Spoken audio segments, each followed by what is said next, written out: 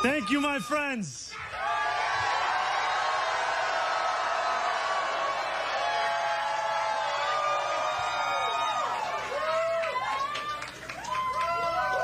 Tonight, we made history. In the words of Nelson Mandela, it always seems impossible until it is done.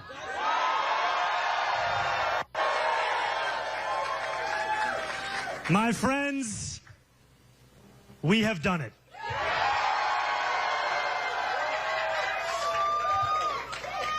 I will be your Democratic nominee for the mayor of New York City.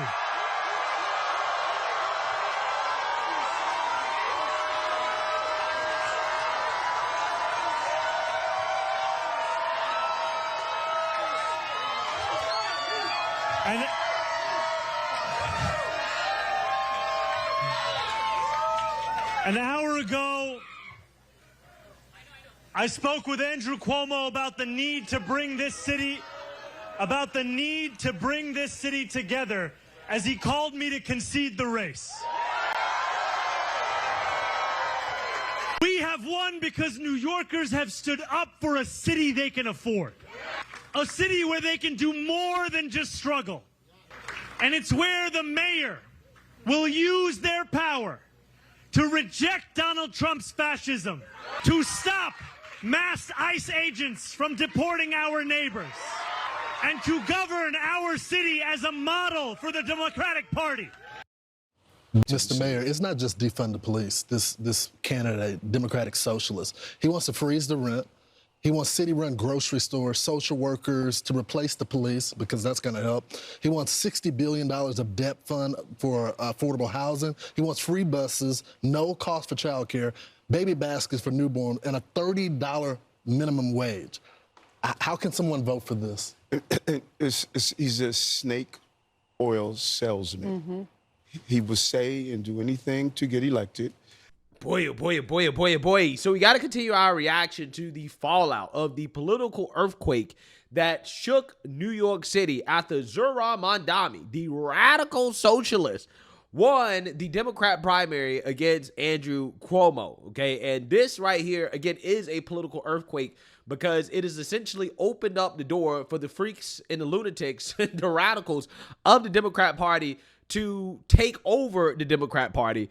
And that is what's about to happen, okay? And I want to talk about some of the reactions from the leadership of the Democrat Party, particularly Hakeem Jeffries, a.k.a. Team Obama, Discount Obama, Obama with no riz, right? No swag Obama.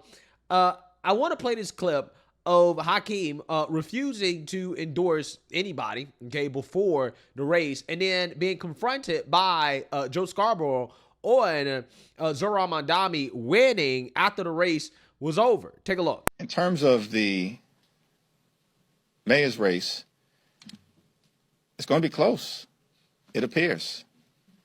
And I've said this is in the hands of the people of New York City, and we'll see what the outcome is.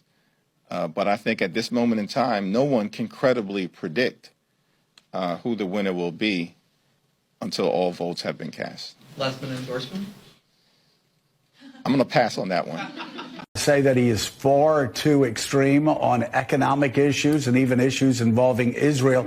I'm curious what your thoughts are on him ideologically. Is that does he have an ideology that you would want your candidates in 2026 to have? Well, from the standpoint of House Democrats and what our focus has been, clearly we have an affordability crisis in the United States of America, and our focus will continue to be on driving down the high cost of living in this country. Donald Trump promised to lower costs on day one. Costs haven't gone down, they're going up. He's crashing the economy in real time. His tariffs are going to impose thousands of dollars in additional cost on everyday Americans per year. And he may even be driving us toward a recession. It's the reason why Donald Trump has become so unpopular. It's because he's failed the country on the economy. And so our vision is going to be for an affordable America, work hard, play by the rules, live the good life. provide a comfortable living for yourself and for your family. That means being able to actually afford a home, educate your children, have access to health care, go on vacation with your children and your family every now and then. And of course, Joe, one day retire with grace and dignity. Guys, I cannot stress to you enough just how effing lame Hakeem Jeffries is. I mean, at this point, this guy is a one-trick Negro, right? That's what he is, right? He's a one-trick Negro. He has one trick and one trick only, right? Any question you ask this man is simply Trump, right? He literally just deflects with, oh, but Trump, right? And you ask this man, hey, Hakeem, what day is it? Well, Trump is a threat to democracy. Hey, Hakeem, are you gay? Right? Do you like men? Right? Well, see, you got to understand that Trump, he's a fascist, right? He's an authoritarian, and he's going to take away your health care and your Medicaid, right? Again, he has nothing except Trump. That's it. It's almost like Trump is on his mind 24/7, right? This dude eats, sleep, and breathe Trump. He can't answer any question at all outside of, well, but Trump. Joe Scarborough asked him a good question. That actually is a rare, really good question I've heard from Joe Scarborough. Probably the best question I've ever heard from Joe Scarborough on that show, which is, hey, what do you think about the extreme policies of a socialist who was just elected in New York City that won your primary, your party's primary, and you are from New York? Hakeem Jeffries is from New York. What do you think about that? What do you think of these policies? Is this the direction that the Democrat Party is going to go in going into 2026? Which, again, is a damn good question. And Hakeem Jeffries doesn't answer it. He doesn't answer it. Because he's a coward. That's why he's a coward. This dude sucks, right? He sucks, okay? I really want to say more. I really want to, but I can't because I'm going to start cursing, right? If I had to say what I really think about this man, okay? So that being said, I know why he's been a coward is because blood is in the water. And the sharks, right, the lunatics, the progressives, the freaks, the weirdos, the extremists that Democrats are appealing to, they know that Hakeem is up next, right? Hakeem and the rest of the established Democrats are up next, right? They're on the menu. Zohran Mamdani's victory tonight in the race for the Democratic nomination for the mayor of New York City should be seen as a message directly to Democratic leadership in Washington. Your time in Washington is over. The AOC wing of the Democratic Party, the progressive movement in America, is now in charge of the Democratic Party. Hi, thank you for calling Leader Jeffries. How can I help you? Hi, I can't believe someone picked up. I've been calling for months. Glad to hear your voice.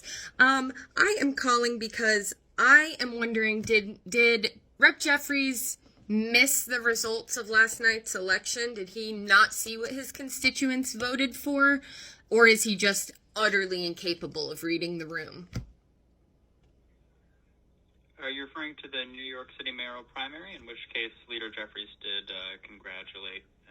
Okay, so he saw that, and he still thinks the actions that he's taking are good actions. So he's incapable of reading the room then.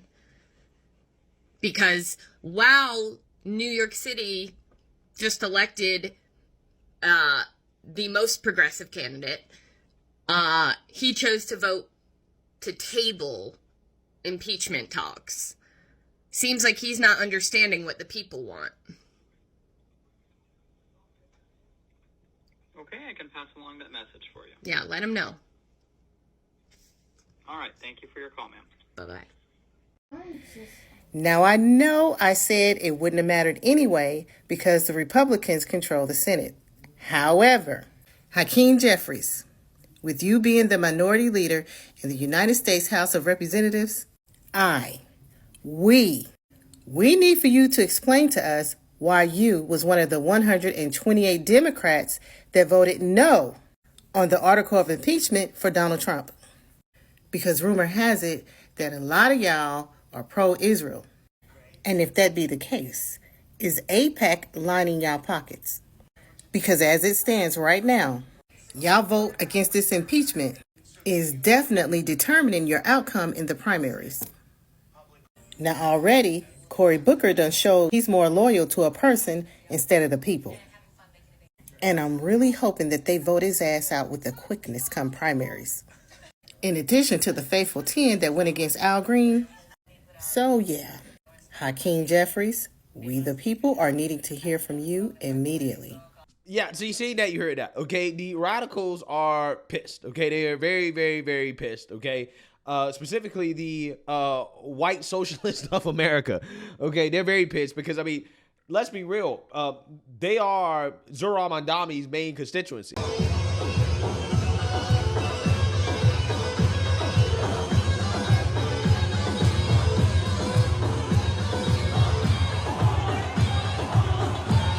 Which, you know, by the way, I really don't understand why is it that white socialists don't just move to Europe, right? I mean, your socialist utopia is a plane ticket away. Why do you got to try to make America Europe when you can literally go to Europe? Since, again, this is what they want. They want America to be Europe, right? But they won't go to Europe. Anyways, again, my point simply is that blood is in the water, right? And you have people calling to primary Hakeem Jeffries and other establishment Democrats, like, for example, this guy, Ken Klippenstein. He says, no reason not to primary Hakeem Jeffries. Now, dear white staffers, primary Richie Torres, primary Dan Goldman, primary Hakeem Jeffries, primary Kirsten Gillibrand, primary Chuck Schumer. Yeah, this is what they want.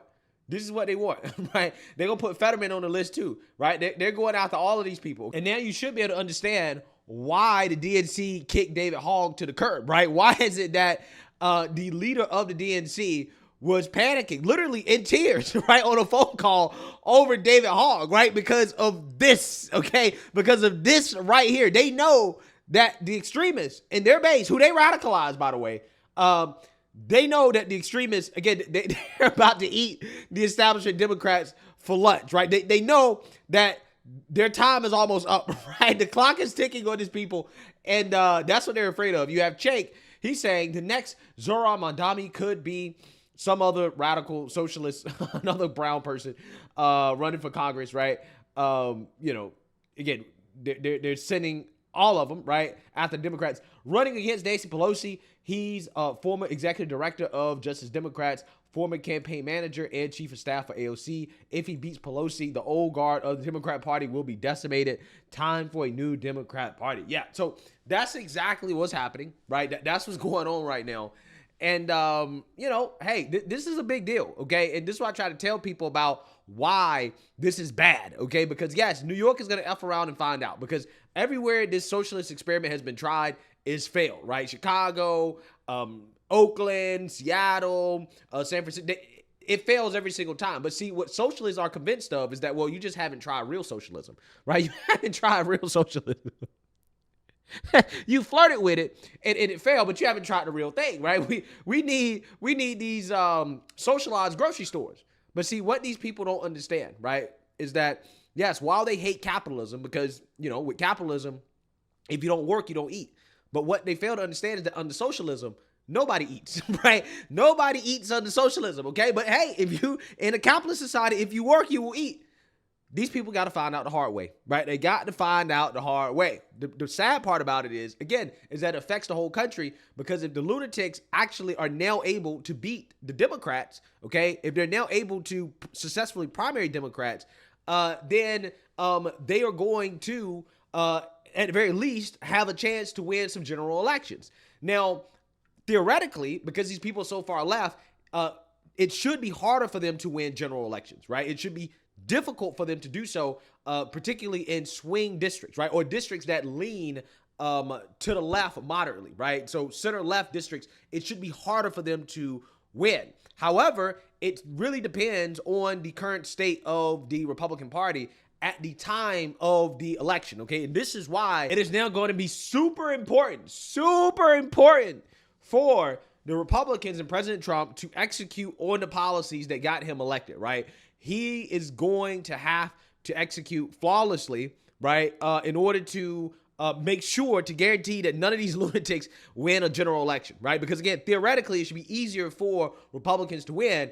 But if Republicans are not in a good state, okay, going into the midterms or 2028, it can be really bad news, right? If Republicans lose to these lunatics, okay? And that just cannot happen because these people are emboldened. They're emboldened. So as of right now, Zohran Mamdani is the betting odds favorite to win the New York City mayor election, okay? He has a 72% chance according to Polymarket. So that being said, I want to play some clips here of Curtis Sliwa, who is the Republican that will be running, and Eric Adams, who is running as an independent, what they have to say about Mamdani winning the Democrat primary and what that means for the general election. Take a look. Elected. If we can pull up some of his proposals here. You got freeze the rent, city-run grocery stores, $70 billion worth of debt to fund affordable housing, free buses, no-cost childcare, baby baskets to newborns, $30 minimum wage, a few more not on this list here, defund NYPD, defund prisons, defund medical bills, and get rid of private insurance.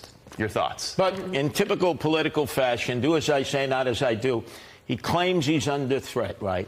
So who's protecting him now? Off-duty NYPD armed officers. Who does he want protecting New Yorkers? Social workers. Yeah. Hey, Mamdani, do what you suggest everybody do. Why isn't he being protected by social workers? I'm a guy who was shot 5 times by the Gattis and Gambinos in 1992.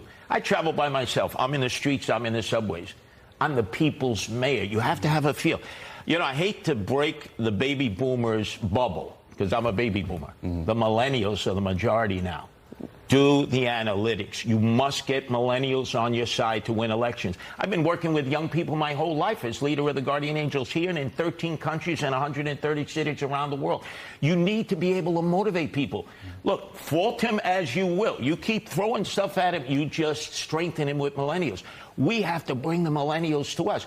Wasn't Trump able to do that with male millennials? Yep. And that probably was part of his pathway to victory.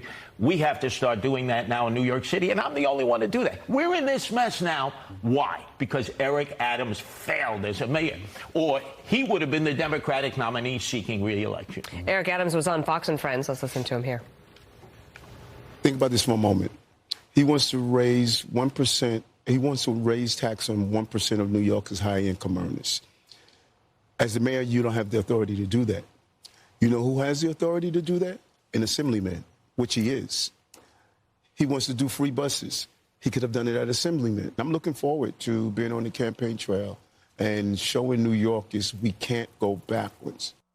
Interesting. You're in the position, so you know you don't have the authority to do that. Yet he's running on all these promises he's not going to be able to fulfill. And New Yorkers are buying it.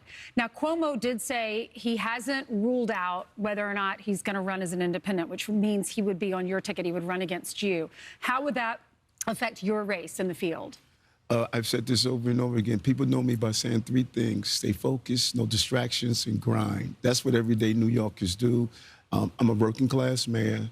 I'm probably the first working class union card carrying mayor in the history of this city. You know, Andrew at this time should realize that the time has moved on. He just did not bring the energy of wanting to be mayor. And New Yorkers, they have this smell test. They know, do you want the job? You can't come out on weekends, go to a black church, go eat fried chicken, and all of a sudden saying that I have the black vote, I have the working class people vote. It's just not the reality. People know if you want the job. He didn't want the job. He will run as an independent. One of the things that Mamdani did, though, and it wasn't just that he was able to bring millennials. There was, first of all, the way he communicated, which was very different than how Cuomo did. Cuomo was very establishment in terms of the old way of communicating. But also, Mamdani had a relentless focus on the issue of affordability. And that was speaking to those millennials. So what would your agenda be in terms of economic growth or fiscal sanity so that younger people feel like they can actually achieve the American dream? Well, part of what has happened here in the city is the developers and the realtors have wanted to go into the outer boroughs, which is my strength, the blue-collar working class. Remember, that's what the Republicans have become, the party of the blue-collar working class. The Democrats have forsaken that. People who own homes, they've invested in the American dream. A lot of first-generation immigrants who came in the legal way, and they're waiting for their relatives and friends to follow, unlike the migrants who were given everything for free. Who gave them everything for free? The Democrats. Eric Adams, who was the Biden of Brooklyn. Remember that? $6 billion. Put them up in hotels here. When you walk out the streets, it's quality of life. Yeah, see, now you heard that. Me personally, I am rooting for the Republican. However, if Eric Adams ends up winning, I'm cool too, right? That's a sigh of relief. Zohran Mamdani cannot become the mayor of New York City. It can't happen, okay? Because although this is a mask-off moment for the Democrats, if this dude can't win a general election, then that will signal that, hey, maybe, just maybe, the freaks and the lunatics don't really have the juice like that, right? And that, to me, would be a good thing, okay, going into 2026. But if this dude does win a general election, again, it's going to inspire these people to get out and to vote more, okay? And that's the issue. What you want is for these people to be uninspired, right? You want them to believe that they can't win, right? Which keeps them from voting, okay? Because you know these people vote emotionally. They're not voting with any logical reason, because if they were using logic and reason, they wouldn't vote for socialists, right? So these are emotional voters. And again, they vote based off their emotions. And you can convince them that this guy cannot win, okay? Like, I mean, he is the favorite right now. If this dude ends up losing and a Republican beats him, then, again, that would be a full-blown rejection by the same people in this country of far-left socialism, which is exactly what needs to happen, right? That's exactly what needs to happen, okay? Because otherwise, if this dude wins, then, again, the freaks, they're gonna be emotionally invested in more socialists winning. They're going to actually believe they can win, and turnout, I think, for the 2026 midterms is probably going to be historic for these people, because they're going to win these Democrat primaries. They're definitely getting these establishment Democrats up out of here. And going into general elections, again, higher turnout is not going to be good for Republicans, right? Because, again, if there's higher turnout, it's likely going to be these young communists, these young socialists. And that's the last thing we want as a country. We don't want more of these lunatics in Congress. And we definitely don't want them having momentum going into 2028. So let me know what you guys think. Make sure you like, comment, and subscribe. Most importantly, share a Black conservative perspective. Peace.